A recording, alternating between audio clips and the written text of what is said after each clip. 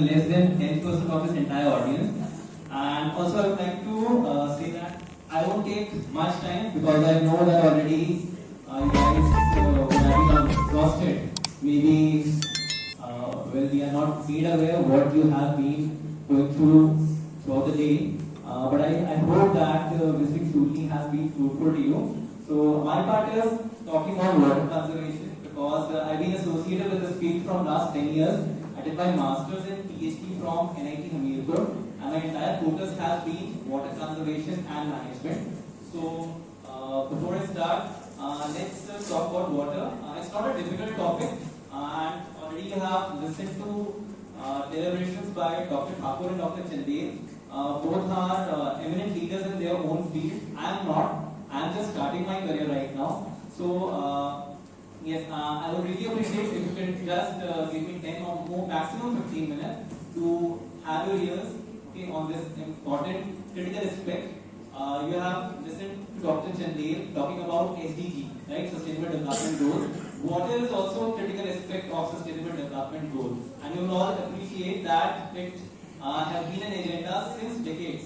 Okay, civilizations have developed around water and have diminished around water. So water is the prime source of development or prime source of destruction also. So it's very important for us to save this important feature, or I say important vital source. So it is a very vital source. The distribution I have shown on this screen that since Earth is known as a blue planet, that means more than 75% of Earth is covered with water.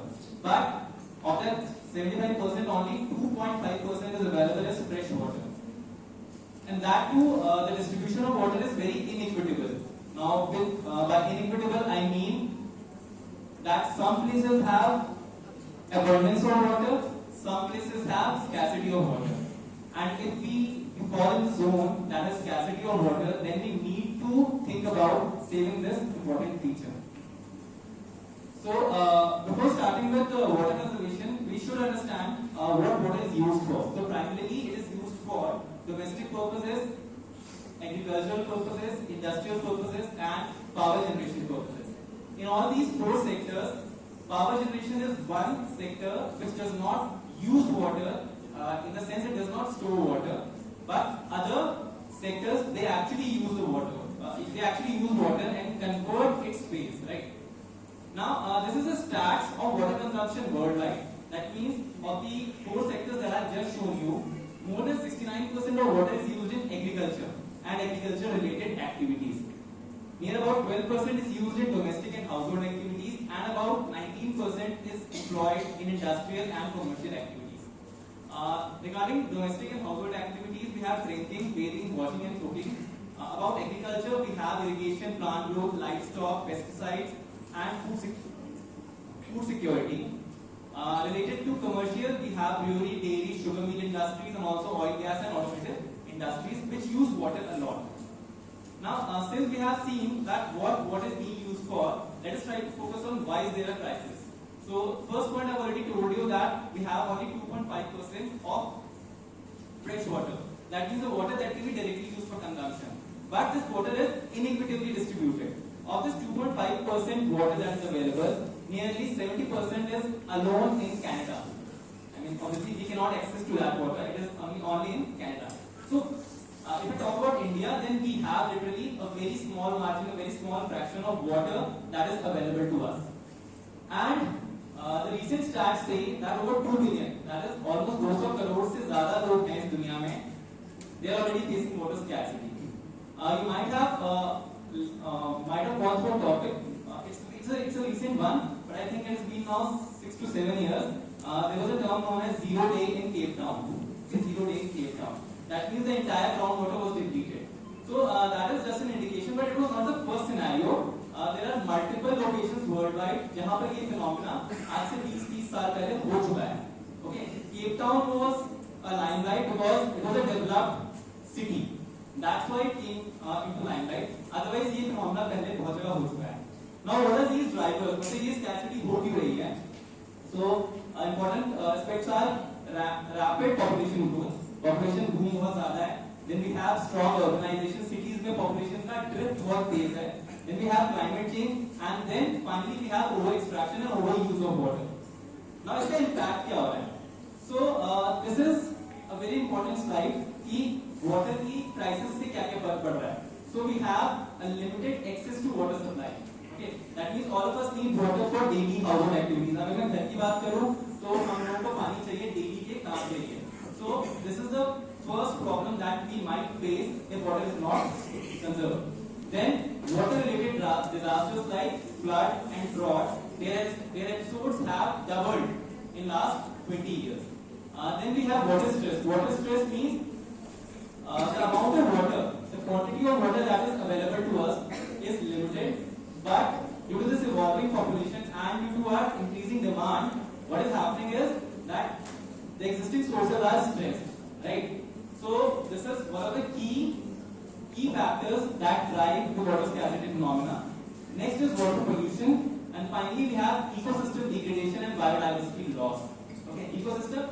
So the last point that I just told you, it has nothing to do with you directly because it is about ecosystem. So maybe about plants, maybe about soil, maybe about animals, not directly related to human beings, but obviously it will impact you indirectly. So now that we have seen that what crisis is all about, why we need to save water.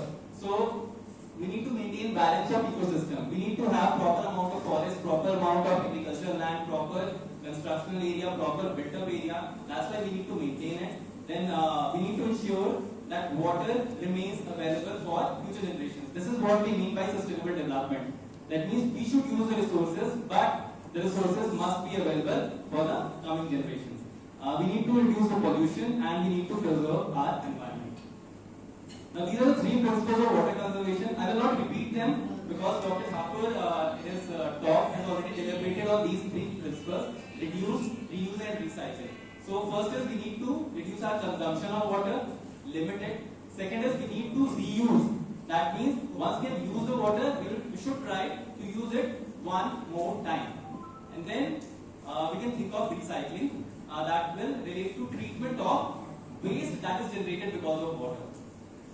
Now these are different methods of water conservation and management, and most of these methods have been implemented in India from last, maybe I'll say post-independence. There have been significant development in these sectors, but a significant boom was observed in last 2 decades. Right?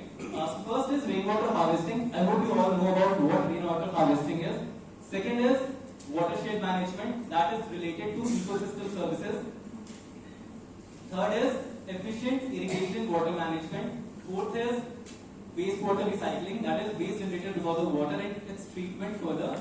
Then we can think of afforestation and soil conservation. And finally, what is the role of policy intervention and awareness campaign? So rainwater harvesting is a simple technology that is used to store water during rainfall and use it later. Right? Now the storage can be multifaceted. You can store this water in overhead tanks, you can store this water in underground tanks, you can store this water or you can use this water to recharge your groundwater level. So the water that is available in the groundwater, in the place you are residing, you should be able to recharge it very well. Now this is a typical diagram that you are seeing at the bottom, and the top one is a real example of rainwater harvesting in the city of Chennai. And there are different components that are used in rainwater harvesting, like catchment system, conveyance system, flush, filter, and tanks. That is basically storage system. Now this is the advantage and disadvantage of rainwater harvesting. So it is a less cost system. It helps in reducing water bill. It recharges groundwater level. And obviously there are disadvantages. For example, we don't know when rain is likely to occur. Right? So we cannot say that मैं इस दिन इतना पानी बचा लूँगा. So we are at the mercy of obviously God. Then if we do not have proper skills, if we do not have proper storage space, then that might be a constraint. Similarly, there are many advantages and disadvantages, and you can go through this. Next is a very small case study about rainwater harvesting. If I talk about Chennai, it is one of the first cities in India that has mandated rainwater harvesting. The first city that has mandated rainwater harvesting, okay, back in 2001. And it is one of the successful stories in India. I mean, more than 150 cities have adopted this mandate. But if I talk about Chennai, then it is one of the successful stories. Other successful stories are Bangalore, Indore, Shillong, and Bhubaneswar. The difference can be seen in the fifth and sixth point, that in Chennai more than 2.6 lakh buildings have this rainwater harvesting system. But if I talk about Delhi, which is a much larger metropolitan city, it has only 16,000 systems. So there lies the success study of Chennai rainwater harvesting system. Now moving next is agricultural water management, that is use of water in agricultural purposes. Now we have seen in the distribution system that more than 69% of water is used for agricultural activities only. Right? Now this accounts for, in India this accounts for more than 80%. That means India जैसी country में water जो है वो सबसे ज़्यादा agriculture use होता है, more than 80%. So this is the primary sector that you should focus on, other than the household activity that we have just seen. There are many methods that we can use to adopt and to implement agricultural water management. Okay, and there are certain government initiatives such as PM Ki SY Pradhan Mantri Krishi Sinchai Yojana is there. Now these are the different methods. Most of the methods you might have already seen. That is drip irrigation. Okay, I hope you all know about what drip irrigation is. Then second is smart irrigation. Now smart is a very fancy term that is around nowadays. So smart, whenever we say smart, what we are trying to refer is we can use some internet technology, we can use some sensors, we can use some controllers. So thereby, sitting at the comfort of our home, we can actually manage a much bigger work. That is what smart irrigation system is all about. Then we can try to grow drought-resistant crops like millets, okay, which use less water. Then we can practice soil conservation practices, because soil conservation might lead to conservation of water indirectly. We can try to practice night irrigation, which is a successful practice in many European and many Western countries. Precision farming is a term which is more advanced than all the terms in this particular slide, because it involves a significant scientific study before implementing it in field. We can try mulching, and we can go for rain-fed agriculture. Obviously, rain-fed agriculture is something that you don't go for, it automatically comes in. This is some of the picture. The first one shows you drip irrigation, the second one is all about smart irrigation system. Obviously, this is expensive. I mean, all these methods that you can see over here, they have certain advantages and disadvantages. But the point is, from the perspective of conservation of water, they are all effective. Right? This is an example of case study of drip irrigation in Maharashtra. So there was a study conducted, okay, collectively for 116 households, and these are the results and observations they have seen. That their agricultural production increased, their water consumption reduced, their power consumption reduced, okay, and the quality of overall yield was also better when drip irrigation was implemented. Next is about water recycling and reuse. So this was the third point. If you remember the principle of conservation. So recycling refers to treatment of water. So whatever water you have used will be converted into waste, and then we need to treat it before either using it or before discharging it to a fresh water system. So for this we need to install certain treatment systems. I hope you all might have heard about wastewater treatment plants. ठीक है, ये वो systems होते हैं जहाँ पर waste water is collectively sent for treatment. फिर वहाँ से जो waste निकलता है, that is either recycled or reused or discharged into open fresh water source. Apart from this, we can opt for decentralized systems. Now, decentralized systems are small systems that are allocated to small units. For example, this is Shuli University. We have our own wastewater treatment plant. So this is a decentralized plant. Similarly, if your school is, even if it is small or it is big, you can have your small decentralized wastewater treatment plant. Okay, it could be constructed one, or it could be a natural wetland pattern. Then finally we have grey water recycling. So grey water recycling is a very common phenomenon in which you can use waste or wastewater generated from sink, showers and washing machine in your home and use it for another purpose before it finally leaves your house. So basically you are using the water two times. That is what grey water recycling is all about. Then we have watershed management. So this is something you cannot do on a loan. It is a community-led phenomena, watershed management. So it basically aims at all three principles that we have just seen: reduce, reuse, recycle. Okay, and then conserving water sources in a watershed. Watershed means एक छोटा सा area होगा that has a water source, that has soil, that has forest, that has different Different efforts that can be adopted are afforestation, reforestation, and we can say that we can create small-scale water harvesting structures to prevent certain phenomena like flooding, to prevent soil erosion, or to increase soil moisture retention capacity. Okay, there are certain initiatives that government has already taken in this aspect, such as National Afforestation Program, Mahatma Gandhi National Rural Employment Guarantee Act. It provides you with the labor force to actually work in these manners. Now, last is policy intervention and awareness campaign. Now, this is a field where you all, as members of Eco Club, okay, as teachers of Eco Club, should actually play a pivotal role. That is to implement effective water conservation technology. So, जितनी भी बातें की, that could be theoretical, that could be practical. I don't know. I leave it to you. But इसका जो implementation है, that is something will be governed by obviously the schools and academic institutions like universities and colleges.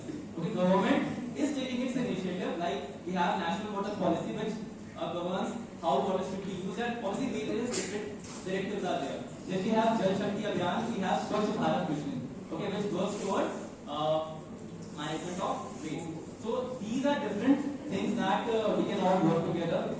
This is another phenomena, integrated water resources management. That is a high-level phenomena, I'll say, in which we can combine different institutions to work towards managing water resources. Okay, this is another aspect which is primarily ignored at some points, but is very important. So if you remember, the first point of principle of conservation was to reduce your consumption. So obviously we can start from our home. We can depend on the water and smart appliances. Okay. See, I'm not saying that this should be done because these appliances could be expensive, could not be expensive. Okay. So maybe not from a sustainable practice, but from a community perspective, this could be one thing that can be implemented. Then about Chuli University, we have tried, like Professor Chandev has said, that we have implemented certain energy efficiency systems. Similarly, related to water conservation, we have implemented certain measures, such as we have our own spring water system that is connected to our rainwater harvesting system, which generates around 5,81,000 liters of water every year. Okay, that is something we have in a complete conveyance system installed. I mean, if you get a chance to visit the Vivad village or the top of the Sindhu University area, then you can see that we have different rainwater harvesting structures over there. And the last one that you see is a recharge pit that is used to recharge, that is used to increase the groundwater level by rainwater harvesting. This is about the wastewater treatment plant that we have. We have a 350 kiloliters per day wastewater treatment plant in the university. This is the layout of the plant, and the treated water is normally used for our construction activities and our landscaping activities. So we are actually using the treated water in-house only. And after that, any particular water that is remaining, wastewater that is remaining, that is being discharged into nearby freshwater bodies. So this is your role in water conservation. I will not repeat it because we have already said, we have already talked about this. Okay, but as teachers, as Eco Club in charges, what you can do is obviously you can encourage community-led participation. You can encourage these activities in schools. Maybe you can conduct seminars like this one. Maybe you can conduct workshops. Maybe small-scale activities like school water audits. Maybe some experiments on water quality testing. Maybe some activities on how much water is being used by your school, how much waste is being generated by your youth, could lead to implementation of such measures in young minds. That is the next generation which is coming. And obviously you can encourage some projects in schools. For example, rainwater harvesting systems, or maybe small-scale drip irrigation systems, or smart-scale irrigation systems. This is something that you all can try. This is the challenges. Obviously, challenges will be there. Okay, funding will be there. Awareness का issue होगा, सब कुछ होगा. But you are teachers, so you might find a way. Thank you. That's all. And if there is any question that you